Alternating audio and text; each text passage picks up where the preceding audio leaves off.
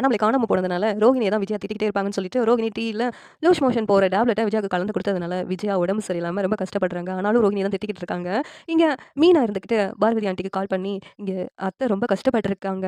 ஒரு பக்கம் மாமா வேற காணோம். இன்னொரு பக்கம் அத்தைக்கு வேற உடம்பு சரியில்ல. நீங்க தான் ஆண்டி எப்படியாவது வந்து அத்தைய பார்த்துட்டு பேசணும். மனசு கஷ்டப்பட்டுட்டு இருக்காங்க. நீங்க தான் ஆண்டி இங்க வந்து அத்தைக்கு ஏதாவது ஆறுதலா பேசினீங்கன்னா, அத்தையோட மனசுக்கு கொஞ்சம் ஆறுதலா இருக்கும்." அப்படின்னு மீனா சொன்னதும், "சரி மீனா நீ சொன்னதுனால நான் அங்க வரேன்." அப்படின்ட்டு பார்வதி ஆண்டியும் அங்க வர்றதுக்கு சம்மதிக்கிறாங்க. இங்க விஜயாவ பார்க்கறதுக்காக பார்வதி வர்றாங்க. "என்ன விஜயா? என்னாச்சு? ஏன் இப்படி அழுதுகிட்டு இருக்க?" அப்படின்னு சொல்லிட்டு கேட்குறாங்க. அவரு எப்பவுமே இப்படிலாம் பண்ணது கிடையாது. இவங்க சண்டை போட்டதுனால அத பார்த்துட்டு வீட்ல இருக்க முடியாம எங்கேயோ போயிட்டாரு. அவருக்கு என்ன ஆச்சுன்னு தெரியல பார்வதி அப்படின்னு அழுதுகிட்டு இருக்காங்க விஜயா. "நீ கவலைப்படாத விஜயா. அவரு கண்டிப்பா வீட்டுக்கு வருவாரு.